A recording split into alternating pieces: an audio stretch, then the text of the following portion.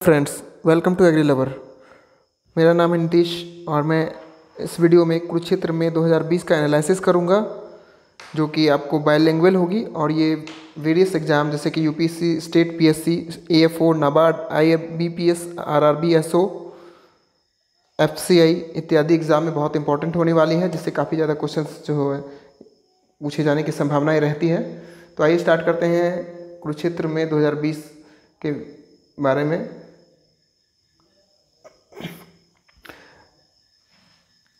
इस एडिशन में जो बात की गई है कुरुक्षेत्र की महिला सशक्तिकरण के बारे में, बताया गया है कि महिला सशक्तिकरण हमारे देश के सर्वांगीण विकास के लिए कितनी ज़रूरी है, चाहे वो सामाजिक तौर पे हो, चाहे वो आर्थिक तौर पे हो, चाहे वो ओवरऑल विकास की बात हो।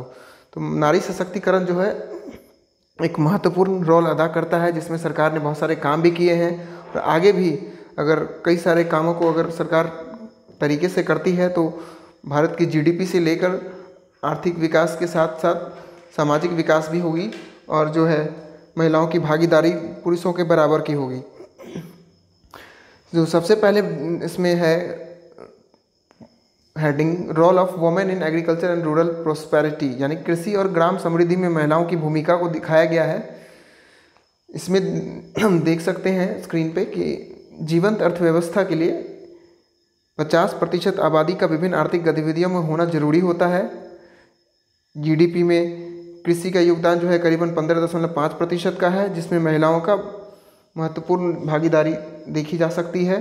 कृषि जनगणना 2015-16 में बताया गया था कि 2010-11 में महिला पट्टेदारों की हिस्सेदारी 12.79% की थी, जो 2015-16 में बढ़कर 13.87% की हो गई। इसके अलावा ऑपरेटेड एरिया में कल्टीवेटेड एंड अनकल्टीवेटेड दोनों ही एरिया आते हैं। तो ऑपरेटेड एरिया में महिलाओं की हिस्सेदारी 10.36% से 11.57% हो गई। इसके अलावा कुल महिला किसानों की संख्या में लगभग 92% महिला किसान व उनके द्वारा संचालित क्षेत्र जो है 12 राज्यों में है। नेक्स्ट है, महिला किसानों को औसत पट्टेदारी जो है 0.9 हेक्टेयर की है, जबकि नागालैंड में जो है सर्वाधिक लैंड होल्डिंग 2.84 हेक्टेयर की है। इसके अलावा डेयरी में 7.5 करोड़ के करीब एवं पशुपालन में 2 करोड़ महिलाएं संलग्न हैं, जबकि 1.5 करोड़ पुरुष डेयरी सेक्टर एवं 15 लाख एनिमल हस्बेंड्री में संलग्न हैं, यानी कि उससे रिलेटेड हैं, उसमें अपना योगदान दे रहे हैं। और आईएलओ की एक रिपोर्ट की बात करें तो आईएलओ में के कृषि में संलग्न सक्रिय आयु वर्ग के पुरुषों और महिलाओं के 1995 से 2019 तक के आंकड़े बताते हैं आईएलओ के हिसाब से कि 1995 से महिला श्रम बल में लगातार कमी आई है। फिर भी 2019 में खेती में संलग्न महिलाओं का प्रतिशत जो है 54.6% है, जबकि पुरुषों का 39.5% है। नाबार्ड के एक सर्वेक्षण के हिसाब से उनमें जो महिलाएं भाग ली उस सर्वे में, उसमें बताया गया, ये आप देख सकते हैं, ये नाबार्ड का एक डेटा है। इसमें दिखाया गया है महिलाओं और पुरुषों के प्रतिशत को दिखाया गया है, जिसमें कि जो रेड वाला आप डेटा देख रहे हैं, जैसे 1995 का मैं एग्जांपल लेता हूँ, रेड वाले डेटा में महिलाओं की 55.9% भागीदारी रही है और कुल महिलाओं की बात की गई है। और उसमें ब्लू वाला जो आप देख सकते हैं बार ग्राफ है, उसमें 73.9% जो है वो 73.9% पुरुषों की नहीं महिलाओं की रही है और 55.9% जो है वो पुरुषों की रही है। और इनका रेशियो अगर देखें तो 0.76 का है। इसी तरह से जो ये पूरा डेटा है आप देख लेना पॉज करके, क्योंकि ये वीडियो थोड़ा लंबा जाने वाला है, बहुत सारी बातें आगे भी देखनी है। तो नाबार्ड के एक सर्वेक्षण की हम बात करें तो उसमें बताया गया है कि उनमें भाग लेने वाली जो महिलाएं थी, जो 60% के लगभग महिला सदस्य घरेलू कार्य कर रही थी, यानी कि घर के कामों में बिजी थी और किसी भी आर्थिक गतिविधियों में कोई भी उनका हाथ नहीं था, यानी कि वो संलग्न नहीं थी।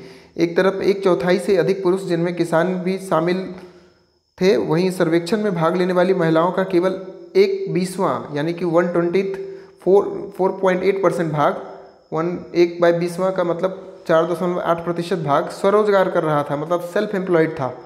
लोक निर्माण कार्यों में अनियमित श्रम कार्य दूसरी सबसे प्रमुख गतिविधि के रूप में सामने आया, जिसमें 21% पुरुष और 5.7% महिलाएं संलग्न थीं। हालांकि लगभग 16% पुरुषों और 12.3% महिलाओं का शैक्षणिक संस्थाओं में एक गतिविधि के रूप में भाग लेना का पता चला।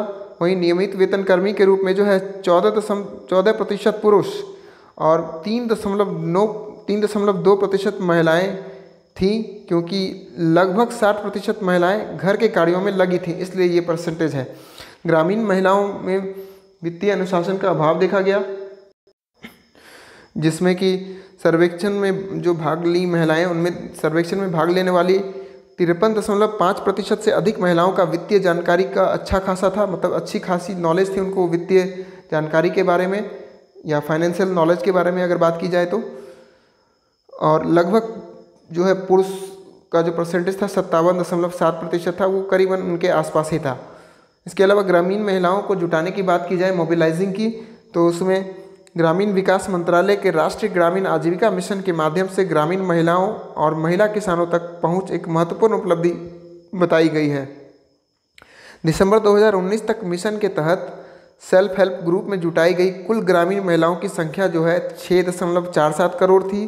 कार्यक्रम के तहत 64.39 लाख सेल्फ हेल्प ग्रुप यानी कि SHG को 8,334 करोड़ रुपए की पूंजीगत सहायता देकर बढ़ावा दिया गया एवं बैंकों द्वारा 2.59 लाख करोड़ का क्रेडिट दिया गया।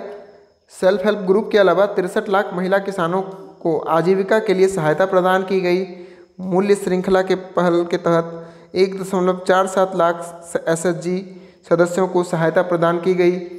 अब तक 7.05 सदस्यों के साथ 64.39 लाख सेल्फ हेल्प ग्रुप को राष्ट्रीय ग्रामीण आजीविका मिशन के तहत स्थापित एवं पुनर्जीवित किया गया है। इसके अलावा आप एक डेटा देख सकते हैं यहाँ पे, जिसमें परसेंटेज बताया गया है मेल और फीमेल का, जो कि अलग अलग एक्टिविटी में जो है वो संलिप्त पाई गई, यानी कि अलग अलग एक्टिविटी में जो भाग लेती है उनका परसेंटेज दिया गया है। ये आप जो है इसका स्क्रीनशॉट ले लेना या फिर आप जो है इसे पॉज करके देख लेना। एक दो लाइन में ऐसे मैं बता देता हूँ। वैसे farmers and other self employed जो भी वर्क हैं उसमें 27.8% मेल का है और 4.8% फीमेल का है। तो इसी तरह से आगे भी जितनी भी इकोनॉमिक एक्टिविटी है उसमें पार्टिसिपेशन को बताया गया है, दोनों की, महिलाओं और पुरुषों की परसेंटेज को। इसके अलावा वित्तीय संस्थानों की बात करें तो वित्तीय संस्थानों की क्या भूमिका रही है, रोल ऑफ फाइनेंशियल इंस्टीट्यूशन की। अखिल भारतीय आधार पर केवल 77.3% SHG बैंकों से जुड़े हैं, जो कि राजस्थान में सबसे कम 18.8% का है। इसके अलावा और भी परसेंटेज बताई गई है, जैसे कि बिहार में 37.8%, झारखंड में 47.2%, यूपी में 72.7% और छत्तीसगढ़ में 77.2% यानी कि 77.2%। इसके अलावा स्टेट्स की बात करें, कुछ चीज़ें स्टेट से सीखने को मिली हैं या स्टेट ने अच्छा काम किया है। उसमें ग्रामीण क्षेत्रों में महिलाओं व महिलाओं के स्वयं सहायता समूहों को सशक्त बनाने के लिए राज्य सरकार के माध्यम से पिछले 15 वर्षों के दौरान विश्व बैंकों द्वारा $3 बिलियन से अधिक का निवेश किया गया है। इसमें 4.5 करोड़ से अधिक ग्रामीण गरीब महिलाओं को व्यवसाय विकास से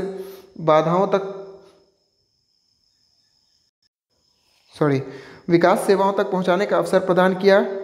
उसके अलावा कौशल विकास की बात की जाए, स्किल डेवलपमेंट की, तो NRLM national rural livelihood mission के अंतर्गत झारखंड में चलाए जाने वाले अनेक मॉडल जैसे महिला मिशन, कृषि सखी, पशु सखी इत्यादि सेवाएं राजस्थान एवं अन्य जगहों पर केवल छात्राओं के लिए बनाए जा रहे छात्रावास जैसे प्रयासों को बढ़ावा दिया जाना चाहिए। यानी कि राजस्थान में जो कुछ ऐसे छात्रावास बनाए जा रहे हैं जो कि सिर्फ छात्राओं के लिए हैं, सिर्फ छात्राएं उसमें रह सकती हैं, इस तरह की जो स्कीम्स है ये काफ़ी ज़्यादा बेनिफिशियल होगी।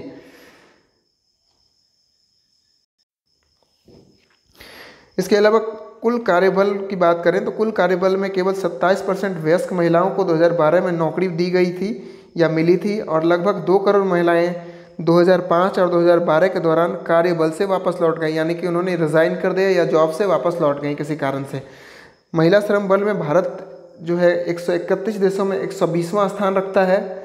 तमाम बाधाओं के बावजूद 1994 से 2012 की अवधि के दौरान लगभग 13.3 करोड़ लोग गरीबी रेखा से बाहर आए हैं। चीन की महिलाओं की बात करें तो चीन की महिलाएं जो है आर्थिक गतिविधियों में करीबन 40% का योगदान देती हैं, जबकि भारतीय महिलाओं की बात करें तो वो महज 17 से 18% ही वैश्विक औसत के आधे से भी कम है जो आर्थिक गतिविधियों में अपना योगदान देती हैं। देश के कार्यबल में जो है 50% महिलाओं को शामिल करके भारत की जीडीपी को करीब 1.5% तक जो है वो इंक्रीज किया जा सकता है, लेकिन ये जो है डिपेंड करेगा स्कीम्स पर और अवेयरनेस पर और महिला सशक्तिकरण पर। नेक्स्ट पॉइंट है nutrition and health related empowerment of women.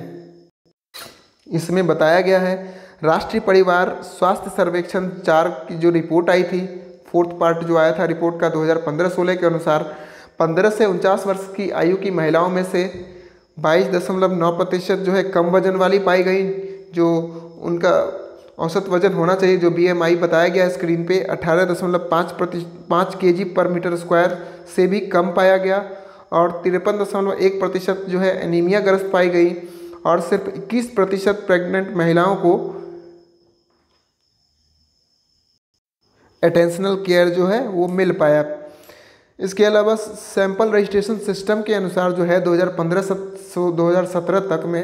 से 17 में मातृ मृत्यु दर 122 थी, यानी प्रति 1 लाख जन्मे नवजातों में से 122 की माताएं जीवित नहीं रहीं, जबकि शिशु मृत्यु दर जो है 41 है टोटल 1000 में, और अंडर 5 जो है ये 1000 में 50 है, यानी कि जो 5 साल से नीचे के बच्चे हैं उनका मृत्यु दर 50 रहा 1000 के हिसाब से, और जननी सुरक्षा योजना गरीबी रेखा से नीचे। नेक्स्ट बताया गया है जननी सुरक्षा योजना के बारे में। जननी सुरक्षा योजना क्या है? जननी सुरक्षा योजना जो है गरीबी रेखा से नीचे की महिलाओं का संस्थागत प्रसव कराने का एक स्कीम है। विशेषकर वैसी महिलाएं जो कि वीकर सेक्शन से बिलोंग करती हैं, चाहे वो इकोनॉमिक इशू हो या SC/ST या BPL कार्ड धारक हो, उन महिलाओं की इसमें बात की गई है। और इसके अलावा अम्ब्रेला स्कीम लाया गया है। अम्ब्रेला स्कीम के तहत महिलाओं के पोषण और स्वास्थ्य संबंधी कार्यक्रम लाए गए। आंगनवाड़ी सेवाओं का विस्तार किया गया। इसमें पूरक आहार, पोषण, न्यूट्रिशन, स्वास्थ्य, टीकाकरण इत्यादि जो है सुविधाएं दी जाती हैं। महिलाओं या प्रेगनेंसी के दौरान जो महिलाओं को आने वाली कठिनाई या उनसे संबंधित टीकाएं या उनसे उनके न्यूट्रिशन की संबंधित जानकारी जो है ये आंगनबाड़ी के थ्रू उपलब्ध कराई गई। इसके अलावा प्रधानमंत्री मातृ वंदना योजना जो कि 2017 में आरंभ हुई, ये मैटरनिटी बेनिफिट प्रोग्राम थी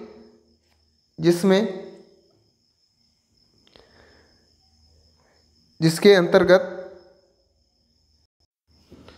गर्भवती या धात्री महिलाओं को 5000 रुपये तक का नकद लाभ दिया गया।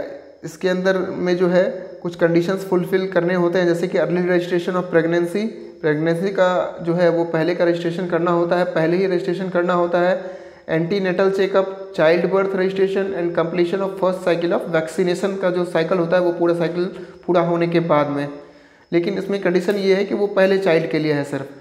इसके अलावा स्किल फॉर एडोसलेंट गर्ल, किशोरी लड़कियों के लिए 11 से 14 वर्ष की किशोरियों का पोषण, स्वास्थ्य, स्वच्छता, स्किल डेवलपमेंट इत्यादि के लिए ये बनाया गया है ताकि जो है किशोरियों का संपूर्ण विकास हो सके।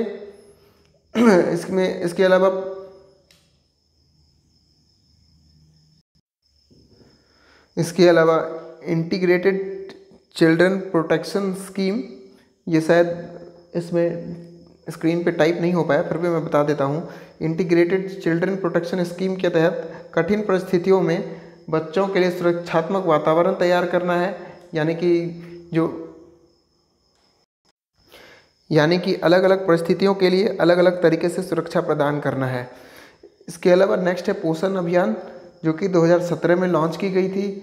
0 से 6 वर्ष के बच्चों में अल्प पोषण को रोकना, 6 से 59 माह के बच्चों तथा 15 से 49 वर्ष की महिलाओं व किशोरियों में एनीमिया को कम करना और कम जन्म भार वाले, यानी कि जन्म के समय जिस शिशु का भार कम होता है उन बच्चों के आंकड़ों में कमी लाना, ये जो है इनका टारगेट था। इसके अलावा प्रधानमंत्री उज्ज्वला योजना, जो कि 2016 में लॉन्च की गई थी, इसके तहत महिलाओं को एलपीजी ईंधन प्रदान कर उनके स्वास्थ्य की देखभाल को ध्यान में रखा गया।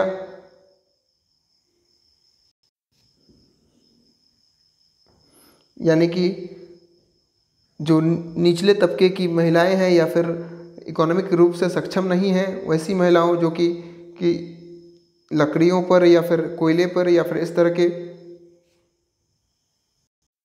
तरह की वस्तुओं का इस्तेमाल करती थी, जो कि पॉल्यूशन भी फैलाती थी और महिलाओं के स्वास्थ्य को भी बहुत बुरी तरह से अफेक्ट करती थी। उससे बचाने के लिए जो है सरकार ने ये प्रधानमंत्री उज्ज्वला योजना 2016 में लॉन्च की थी, जिसके अंतर्गत एलपीजी सिलेंडर जो है सब्सिडी के तौर पर दिया जा रहा था। इसके अलावा मातृत्व लाभ विधेयक 2016 लाया गया। मैटरनिटी लीव को जो है एक्सटेंड किया गया। इसमें 12 जो मातृत्व अवकाश जो है प्रथम 2 बच्चों के लिए जो है 12 से बढ़ाकर 26 सप्ताह किया गया। ये केवल प्रथम 2 बच्चों के लिए, यानी कि इसमें सरकार ये भी केयर कर रही है कि 2 बच्चे से ज़्यादा पे सरकार जो है स्कीम नहीं दे रही है, ताकि परिवार नियोजन का भी ध्यान रखा जाए। और 2 बच्चों पे सरकार जो है 12 से 26 माह की मैटरनिटी लीव दे रही है। इसके अलावा बेटी पढ़ाओ बेटी बचाओ अभियान आपने सुना होगा। इस योजना को 2015 में लॉन्च किया गया था। इसके तहत लिंग के आधार पर एबॉर्शन को रोकना, जो कि बहुत ज़्यादा चलन में था उस टाइम में, बच्चियों को भ्रूण में ही ख़त्म कर दिया जाता था, जो कि कानूनन जुर्म भी है, उसको रोक लगाया गया। और नवजात लड़कियों के जीवन रक्षण, स्वास्थ्य व शिक्षा में सुधार पर काम किया गया। इसके अलावा सस्टेनेबल डेवलपमेंट गोल की हम बात करें अगर, तो सस्टेनेबल डेवलपमेंट गोल जो है स्नैपशॉट रिपोर्ट आई थी 2019 में, उसके हिसाब से 2018 में दुनिया की 9.2% आबादी, जो कि करीबन 70 लाख के आसपास आ जाती है, 70 करोड़ के आसपास आ जाती है, माफ़ करिएगा, वो खाद्य सुरक्षा के गंभीर परिणामों से पीड़ित पाई गई। वैश्विक स्तर पर हर दिन लगभग 830 महिलाओं की प्रसव के दौरान मृत्यु को देखा गया। महिलाओं के लिए पोषण संबंधित संतुलित भोजन व उभरती चुनौतियों के लिए उपयुक्त नीति बनाने के लिए जो है ये सब स्कीम्स को लाया गया। और आगे भी महिला सशक्तिकरण में इस तरह की उम्मीद लगाई जा रही है कि ये इस तरह के स्कीम्स और भी आए जो महिला सशक्तिकरण में एक इम्पॉर्टेंट रोल अदा करें।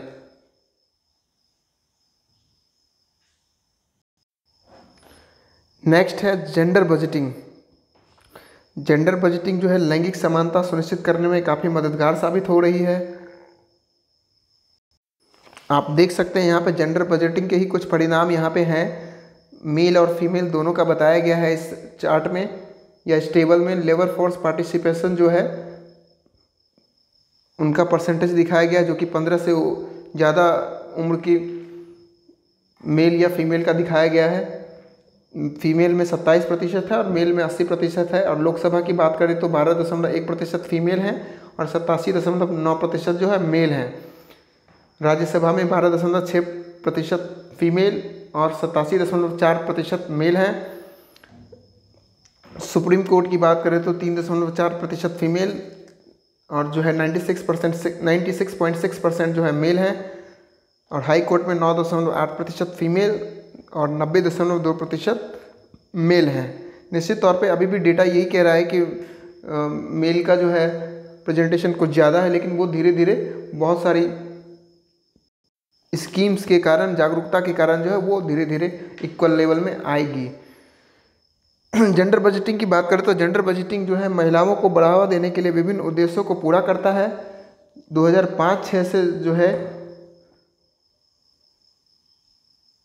मिनिस्ट्री ऑफ फाइनेंस की एक्सपेंडिचर डिवीज़न ने जो है जेंडर बजटिंग जो है हर साल लॉन्च करना शुरू किया था।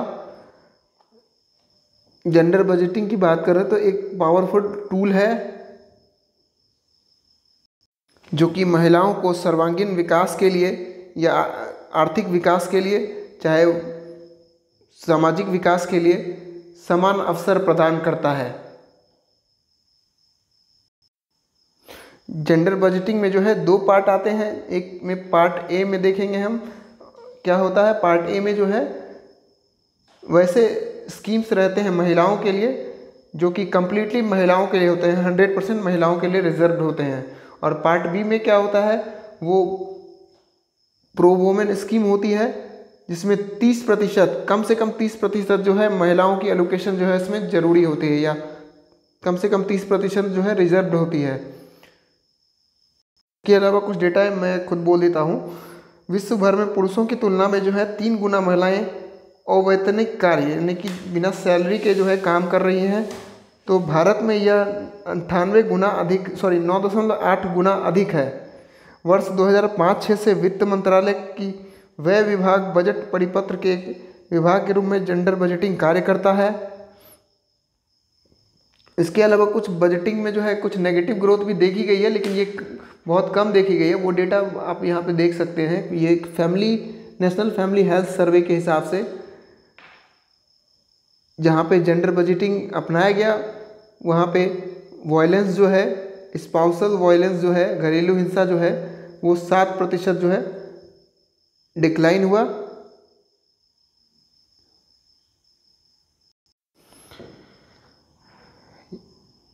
यहाँ पे कहा गया है जेंडर बजटिंग अपनाने वाले राज्यों में जो है घरेलू हिंसा में जो है कमी देखी गई और ना अपनाने वाले में जो है वो बढ़ोतरी दिखेगी। एक डेटा आपको दिख रहा होगा स्क्रीन पे, वो ये बता रहा है 2005-06 से लेकर 2015-16 में जो है 7% की गिरावट आई जहाँ पे जेंडर बजटिंग अपनाई गई थी, और जहाँ नहीं अपनाई गई थी वहाँ से केवल 1% की गिरावट आई। इसके अलावा women empowerment for sustainable development of rural India यानी कि ग्रामीण भारत के सतत विकास हेतु महिला सशक्तिकरण के बारे में बताया गया है। यहाँ पे मैंने स्कीम्स को जो है डिफाइन करके नहीं लिखा है, वो मैं बताते जाऊँगा। आप अगर हो सके तो एक पेन लेके आप नोट कर लेना है यहाँ पे, क्योंकि वीडियो थोड़ी लंबी हो गई थी इसलिए टाइपिंग का प्रॉब्लम जो कुछ बढ़ गया था, इस कारण से पूरी तरह से तो आ नहीं पाया। लेकिन जो भी स्कीम्स में है मेन पॉइंट मैं आपको यहाँ पे कवर कर दूँगा। आप या तो उसे रिकॉर्ड कर लो या तो वीडियो रहेगा ही, या फिर आप नोट कर लो तो और भी बेटर है। या इसमें बहुत सारी स्कीम्स तो मैंने पहले भी डिस्कस कर दी है, जो नहीं की है वो भी मैं डिस्कस कर दूँगा यहाँ पे। हाँ, तो आइए देखते हैं हम इसमें क्या है। इस पॉइंट्स महिला सशक्तिकरण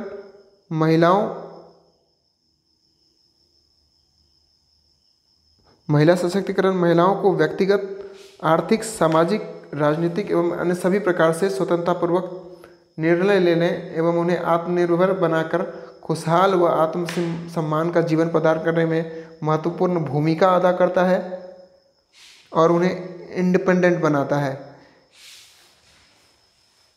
इसमें जो है चुनौतियाँ क्या क्या हैं, इसमें चुनौतियाँ जैसे कि लैंगिक भेदभाव, सामाजिक दबाव, सीमित शिक्षा यानी लिमिटेड एजुकेशन, रोजगार की समस्या, प्रोटेक्शन इत्यादि। अब स्कीम्स के बारे में हम देखते हैं। बेटी बचाओ बेटी पढ़ाओ स्कीम मैंने बताया था। यह योजना जो है 3 मंत्रालयों महिला एवं बाल विकास, स्वास्थ्य एवं परिवार कल्याण तथा मानव संसाधन विकास मंत्रालय द्वारा संचालित है। इसका उद्देश्य बालिका लिंग अनुपात में सुधार के साथ साथ बालिकाओं को शिक्षित कर उन्हें सशक्त बनाने का है।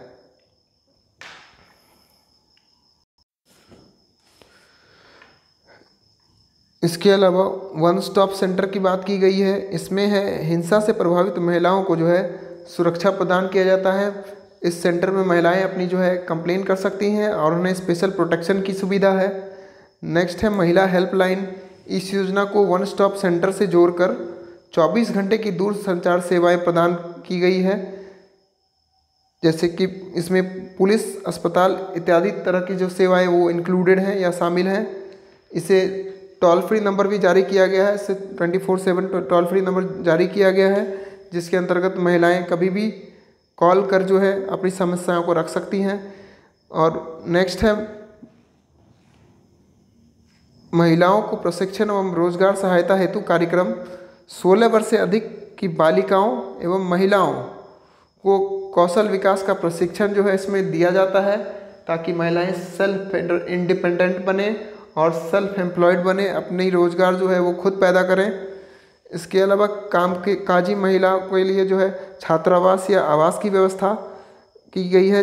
इसमें वैसी कामकाजी महिलाएं जो किसी कारण से अपने पति या परिवार से अलग रह रही हों, उन्हें एवं उनके बच्चों को आवास की सुविधा उपलब्ध कराई जाती है। इसके अलावा नेक्स्ट है प्रधानमंत्री मातृ वंदना योजना। इसके तहत प्रेगनेंसी के दौरान एवं इंस्टीट्यूशनल डिलीवरी के बाद 6,000 रुपया देने का जो है प्रावधान है। 6,000 रुपये की जो है फाइनेंशियल असिस्टेंस दी जाती है। इसके अलावा राष्ट्रीय महिला कोष का निर्माण किया गया है, जिसमें गैर सरकारी संगठनों के थ्रू जो है महिलाओं को एसएचजी को कोलेटरल फ्री लोन दिया जाता है। महिलाओं की जो ग्रुप होती है एसएचजी की, कोलेटरल फ्री लोन दिया जाता है, उसे फाइनेंशियल असिस्टेंस दी जाती है, ताकि जो भी वो रोज़गार कर रही हैं उनको बढ़ावा मिल सके और एम्प्लॉयमेंट जनरल हो सके, गांव की महिलाएं जो है सशक्त बन सके। इसके अलावा नेक्स्ट स्कीम है नेशनल न्यूट्रिशन मिशन। इसके तहत जो है बच्चों एवं महिलाओं को कुपोषण से बचाने के लिए इसमें 0 से 6 वर्ष के बच्चों को शामिल किया गया है। इससे महिलाओं में व बच्चों के स्वास्थ्य में काफ़ी इम्प्रूवमेंट देखी गई है। इसमें न्यूट्रिशनल वैल्यू का ख्याल रखा जाता है, महिलाओं को कैसे जो है महिलाओं और बच्चों को जो है न्यूट्रिएंट्स की व्यवस्था की जाए, न्यूट्रिशनल वैल्यू को बरकरार रखा जाए, ताकि उन्हें स्वास्थ्य संबंधी कोई समस्या आगे चलकर ना आए। इसके अलावा महिला ई हार्ट है। महिला ई हार्ट के अंतर्गत जो है महिला उद्यमियों या स्वयं सहायता समूह एवं गैर सरकारी संगठनों के द्वारा जो है खुद के द्वारा उत्पाद जो तैयार किए गए उत्पाद हैं उसको ऑनलाइन बाजार की प्रक्रिया से उपलब्ध कराने से संबंधित है, यानी कि ऑनलाइन मार्केट उपलब्ध कराता है ये, जिससे कि जो भी महिलाएं जो है लोकल ग्रुप्स में जो भी क्रिएट कर रही हैं, जो उत्पाद क्रिएट कर रही हैं, उन्हें आसानी से बेचा जा सके। इसके अलावा गांव में महिलाओं द्वारा किए गए उत्कृष्ट कार्यों के लिए सम्मानित करना, सोशल मीडिया के माध्यम से कौशलपूर्ण महिलाओं का प्रचार प्रसार, गाँव के आंगनबाड़ी केंद्रों पर साप्ताहिक या मासिक तौर पर महिलाओं की बैठक कर उनके खान पान, स्वास्थ्य, रोजगार पर चर्चा करना, ग्रामीण क्षेत्रों में महिलाओं के प्रति मनोदशा एवं मानसिकता में बदलाव लाकर उनको मानसिक रूप से मजबूत बनाना इत्यादि द्वारा नारी सशक्तिकरण जो है लाया जा सकता है। तो ये बताया गया था इस हेडलाइन के अंदर में। नेक्स्ट है prioritising economic empowerment of women. महिलाओं का आर्थिक सशक्तिकरण के बारे में बताया गया है, जो कि सरकार की प्राथमिकता बताई जाती है। इसमें बताया गया है 2015 में अंतर्राष्ट्रीय संस्था मैकिन्से ने पावर ऑफ पैरिटी शीर्षक से एक रिपोर्ट जारी की थी।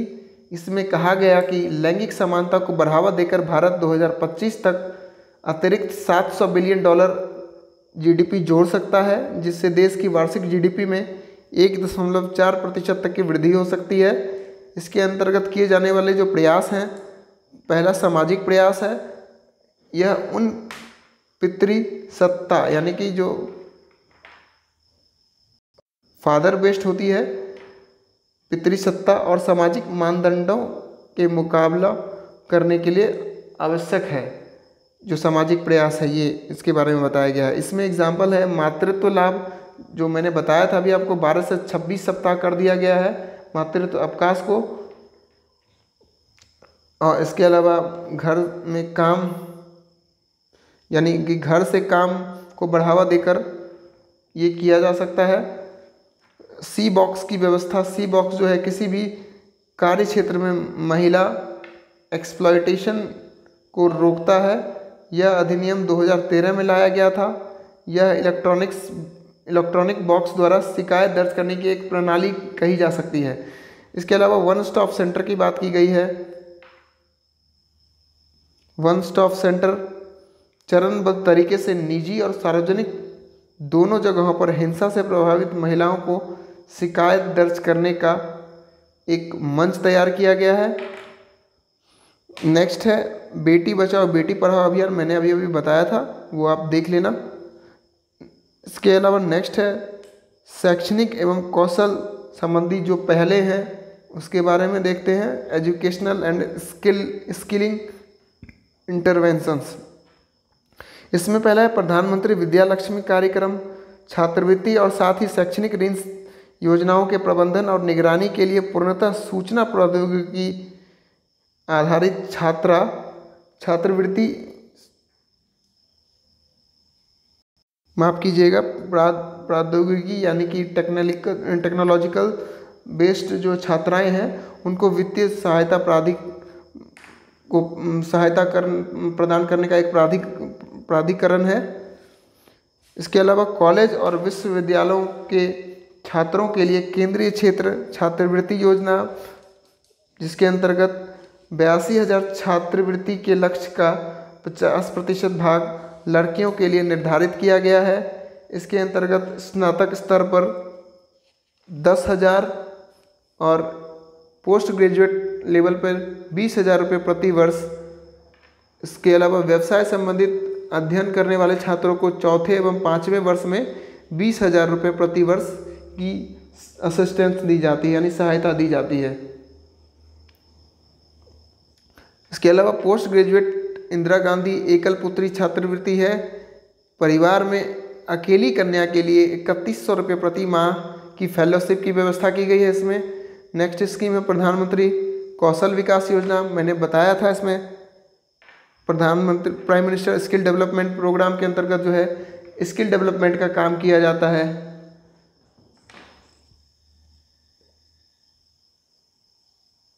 इसके अंतर्गत जो है 50% इनको सेल्फ एम्प्लॉयमेंट जनरेट करने के लिए जो है स्किल डेवलपमेंट को बढ़ाने का काम किया जाता है। नेक्स्ट है महिला शक्ति केंद्र। इसके अंतर्गत इस योजना के तहत 115 आकांक्षी जिलाओं की महिला शक्ति केंद्र ब्लॉकों के 50% महिला समूह की क्षमता निर्माण की परिकल्पना की गई है।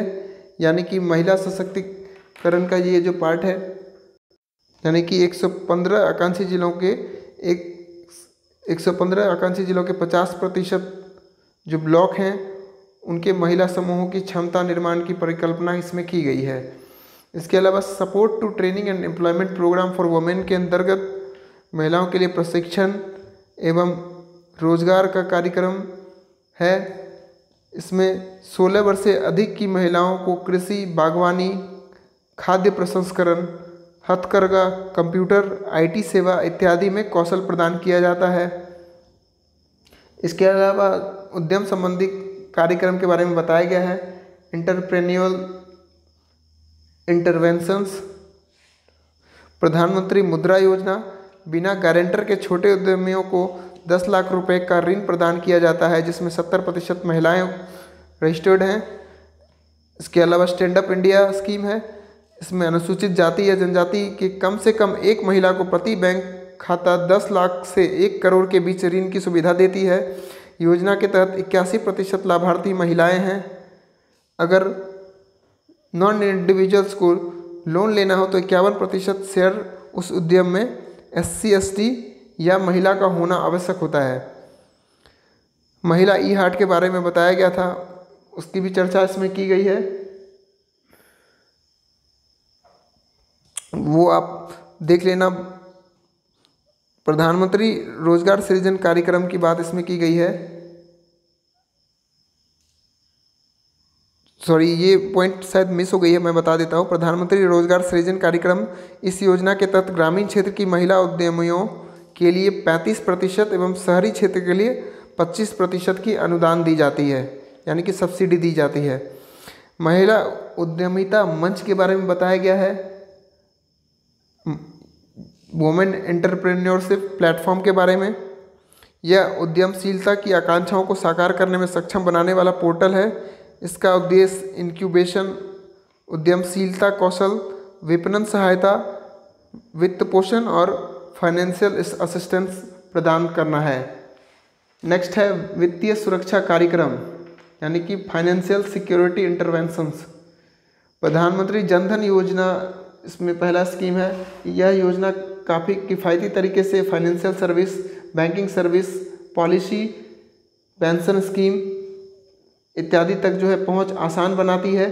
फरवरी 2020 तक 53% यानी कि 20 करोड़ से अधिक महिला खाता धारक हैं, जिन्हें अप्रैल 2020 तक 500 रुपये की सहायता जो है इस खाते की थ्रू दी जा चुकी है।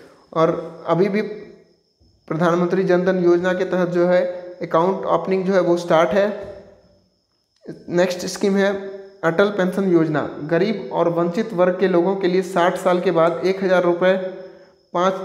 रुपये से 5,000 रुपये तक मासिक पेंशन की व्यवस्था इस योजना में की गई है तथा इस योजना में 2.15 करोड़ लाभार्थी जो है यानी कि 93 लाख महिलाएं हैं कि 2.15 करोड़ लाभार्थियों में 93 लाख महिलाओं को रजिस्टर्ड किया गया है अटल पेंशन योजना के तहत में। नेक्स्ट स्कीम है प्रधानमंत्री जीवन ज्योति बीमा योजना। इसमें 18 से 50 वर्ष के गरीबों और वंचित वर्ग के लोगों को 330 रुपये प्रीमियम पर 2 लाख रुपए की बीमा प्रदान की गई है। इसके अंतर्गत 40.70% यानी कि 40.7% महिलाएं रजिस्टर्ड हैं और 58.21% महिलाएं लाभार्थी हैं यानी कि बेनिफिशियरी हैं। नेक्स्ट स्कीम है प्रधानमंत्री सुरक्षा बीमा योजना। इस योजना का उद्देश्य 18 से 70 वर्ष की आयु के गरीबों और वंचित वर्ग के लोगों के लिए प्रतिवर्ष 12 रुपये प्रीमियम पर आकस्मिक मृत्यु और पूर्ण विकलांगता पर 2 लाख रुपये, आंशिक विकलांगता के लिए 1 लाख रुपये का बीमा कवर किया जाता है। इस योजना के तहत 61.29% लाभार्थी जो है वो महिलाएं हैं और महिलाओं की इनरोलमेंट 41.50% है। The women business and law report 2020 जो कि वर्ल्ड बैंक के द्वारा जारी की गई थी, जिसमें सरकार द्वारा हाल की पहलों के कारण भारत दक्षिण एशिया क्षेत्र में शीर्ष पर रहा। 190 देशों में 117वां स्थान हासिल किया।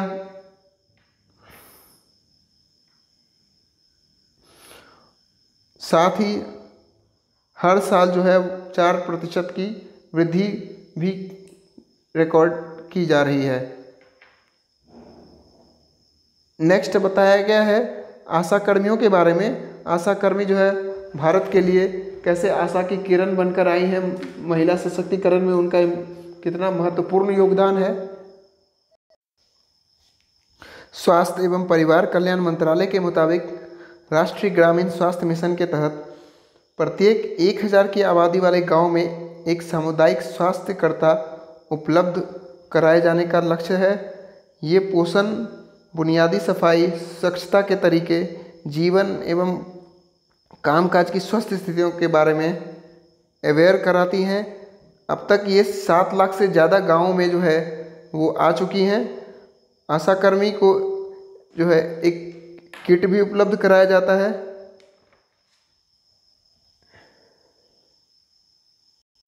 यानी कि बेसिक हेल्थ किट अवेलेबल कराया जाता है, जिससे कि वो गाँव में जाकर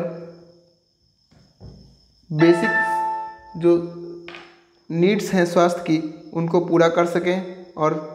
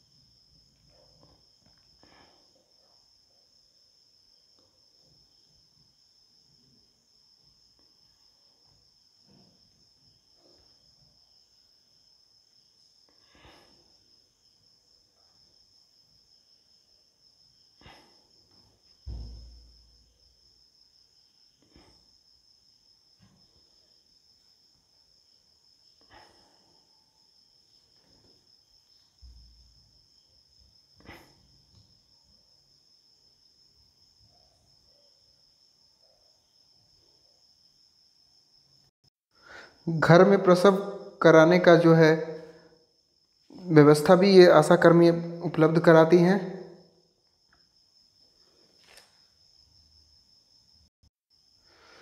अब सैनिटाइजेशन प्रोग्राम के बारे में बात की गई है। पंचायत से स्वच्छता अभियान तक महिलाओं की जो गाथाएं हैं उसके बारे में बताया गया है। 73वें संविधान संशोधन 1992 द्वारा पंचायत चुनावों को संवैधानिक आधार प्रदान कर 1/3 सीट जो है, यानी कि टोटल सीट में जो 1/3 सीट है, 1/3 सीट महिलाओं के लिए सुनिश्चित की गई। इसके अलावा कई राज्यों ने जो है इसे 50% कर दिया है बढ़ा के, यानी कि 1/3 सीट कम से कम होनी चाहिए। इसके अलावा राज्य जो है अपना नियम बना सकते हैं इसके थ्रू कि वो कितनी सीट जो है महिलाओं के लिए रिजर्वेशन करते हैं या रिजर्व करते हैं, यानी कि वो राज्य जो है अपने इच्छा अनुसार सीट को बढ़ाने का अधिकार दिया गया है उन्हें। सामान्य सीटों से भी महिलाओं को काफ़ी जगह सफल देखा गया। स्वच्छ अभियान में भी महिलाओं द्वारा बढ़ चढ़कर हिस्सा लिया जा रहा है। इसके अंतर्गत घर में शौचालय बनवाया जा रहा है जो महिलाओं और बच्चों को स्वस्थ बनाता है और उनके आसपास के वातावरण को स्वच्छ बनाता है। इसके अलावा राष्ट्रीय ग्रामीण आजीविका मिशन की महिला सशक्तिकरण में जो है भूमिका उनको बताया गया है, उनके बारे में बताया गया है। सरकार ने 1 अप्रैल 2013 से स्वर्ण जयंती ग्राम स्वरोजगार योजना की पुनर्संरचना करते हुए, यानी कि उन्हें फिर से संरचनात्मक तरीके से लॉन्च किया।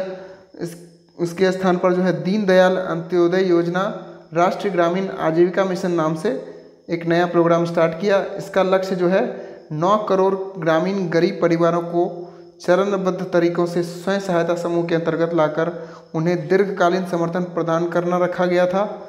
इसके अंतर्गत जो है कृषि और गैर कृषि क्षेत्रों में गरीबों के लिए आजीविका के विभिन्न अवसरों को बढ़ावा देना, आपसी समानता के आधार पर महिलाओं के स्वयं सहायता समूह का एक साथ आना इस योजना का प्रमुख आधार रखा गया था। दीनदयाल अंत्योदय योजना के तहत जो है राष्ट्रीय ग्रामीण आजीविका मिशन के तहत करीब 64.39 लाख SHG यानी कि सेल्फ हेल्प ग्रुप के तहत तकरीबन 6.47 करोड़ महिलाओं को जोड़ा जा चुका है। सरकार का लक्ष्य 2022 तक ऐसे 75 लाख SHG बनाने का है। अब तक 34 स्टेट या यूटीज़ के 649 जिलों में 6055 ब्लॉक को कवर कर चुका है। अब तक 38,032 रिसोर्स पर्सन को प्रशिक्षण दिया जा चुका है। इसमें 38,032 कृषि सखी एवं पशु सखी भी शामिल हैं। इस 38,032 की जो बात की गई है इसमें कृषि सखी एवं पशु सखी को भी शामिल किया गया है। वित्तीय वर्ष 2019-20 के दौरान अक्टूबर 2019 तक SHG तथा इनके परिसंघों को 74.31 करोड़ रुपए का पूंजीगत समर्थन दिया गया। वर्ष 2020 से 21 मई तक 58,78,560 SHG पर 97,772.33 करोड़ रुपए का ऋण जो है अभी भी वो बकाया है। इस तरह की चुनौतियों या समस्याओं से जो है हमें पार पाना होगा जो कि चुनौतीपूर्ण है, तभी हम नारी सशक्तिकरण में जो है महिलाओं की रोल को या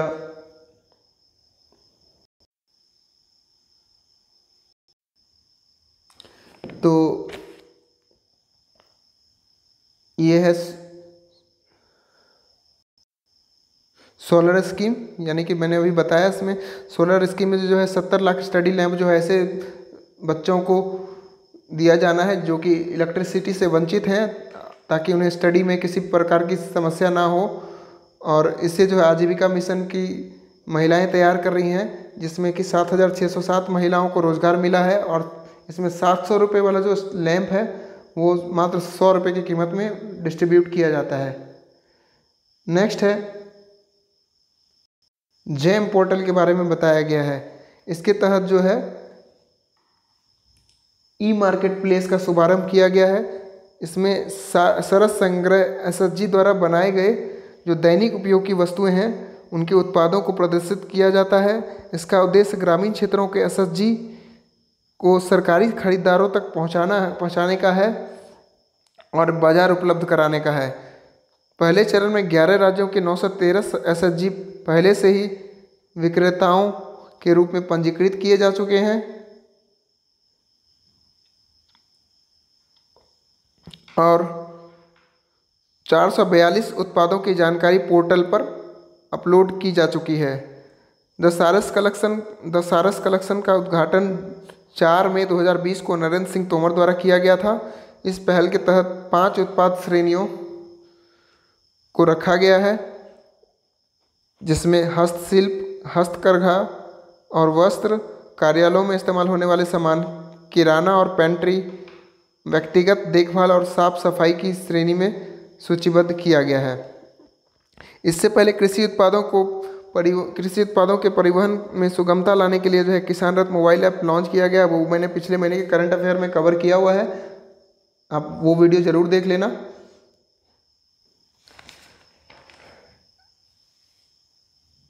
नेक्स्ट बात की गई है महिला सशक्तिकरण की दिशाओं में जो प्रयास एवं चुनौतियों की बात की गई है। इसके तहत जो है प्रथम पंचवर्षीय योजनाओं में प्रत्यक्ष असहाय एवं वृद्ध महिलाओं को प्राथमिकता देने के लिए जो है ऐसी महिलाओं को दीर्घकाल कल्याण के लिए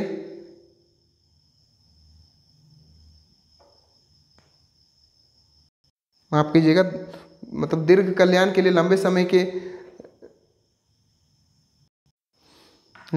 के कल्याण के लिए 1953 में जो है केंद्रीय समाज कल्याण बोर्ड का गठन किया गया, जो उन्हें आधारभूत सुविधाओं दिलाने के लिए किया गया है, जिसमें नारी स्वास्थ्य, शिक्षा एवं उनके बच्चों के लिए हितकारी योजनाओं को गति प्रदान की गई है।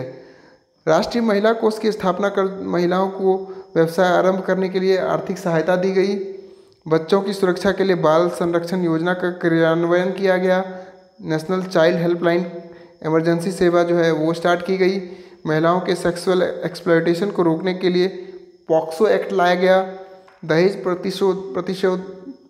प्रतिषेध अधिनियम 1961 के तहत जो है दहेज लेना और देना दोनों अपराध की श्रेणी में माना गया। प्लांटेशन लेबर एक्ट 1951 के तहत किसी भी महिला कर्मचारी की अस्वस्थता या मातृत्व की स्थिति में अवकाश का प्रावधान रखा गया। हिंदू सेक्शन एक्ट 2005 के तहत पुत्री को भी पिता के संपत्ति में बराबर का अधिकार का हिस्सा पाने का अधिकार दिया गया।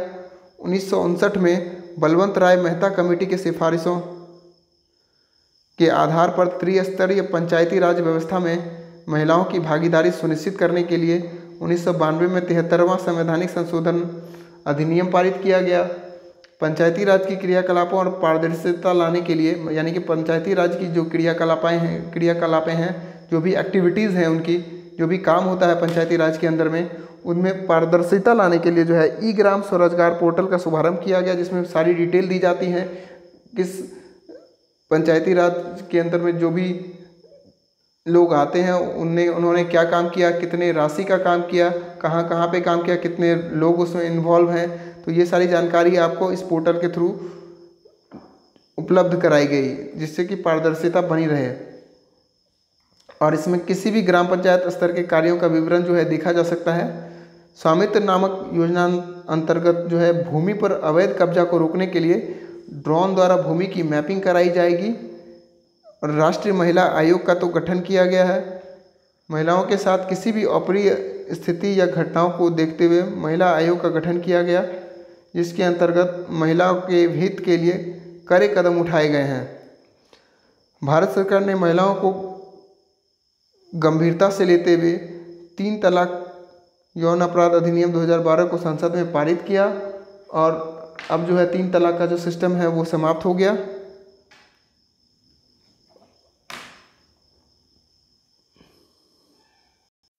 और यहाँ पे इस पेज में आपको देखने को मिलेगा सेक्स रेशियो के बारे में बताया गया, जो कि 2011 के हिसाब से है। वो शहर में जो है दिखाया गया है 48.5% का जो है वो फीमेल का परसेंटेज है। और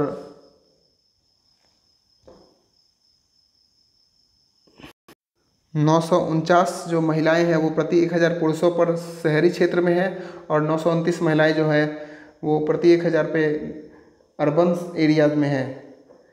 इसके अलावा जो है सिक्किम जो है हाईएस्ट सेक्स रेशियो रखता है। उसके बाद अंडमान निकोबार आइसलैंड, आंध्र प्रदेश, राजस्थान जो है वो लोएस्ट सेक्स रेशियो रखता है। लाइफ एक्सपेक्टेंसी की बात की गई है, जिसमें जो कि 69.3% थी 2009 से 13 के पीरियड में, और जो 2010 से 14 के बीच में 69.6% की हो गई। तो ये था हमारा आज का कुरुक्षेत्र में 2020 का एनालिसिस, जो कि आपको बहुत सारे बहुत सारे एग्जाम में इम्पोर्टेंस रखेगा। बहुत सारी क्वेश्चन जो है देखने को मिलेंगे आपको। तो इसी तरह के वीडियो जो है हम आपके लिए लाते रहेंगे। नेक्स्ट वीडियो हमारा आने वाला जो है वो करंट अफेयर का आने वाला है, तो आप उस वीडियो को भी ज़रूर देखें। इस वीडियो को देखने के लिए आपका बहुत बहुत धन्यवाद। आगे भी हम इस तरह के वीडियोज़ लाते रहेंगे और इम्प्रूवमेंट जारी रहेगी। जो भी समस्याएं हैं, जो भी प्रॉब्लम्स है, वो निश्चित तौर पर धीरे धीरे कम हो रही हैं, लेकिन कुछ और इम्प्रूवमेंट लानी है तो आप कमेंट बॉक्स में टाइप कर सकते हो। लेकिन अप्रिसिएशन आप हमारा जो है वो कम मत होने देना। हमारे वीडियो को लाइक, सब्सक्राइब, शेयर और ज़रूर करना। तो हमारे वीडियो को देखने के लिए धन्यवाद, और हमारे पेज को लाइक, सब्सक्राइब, शेयर और ज़रूर करें। धन्यवाद।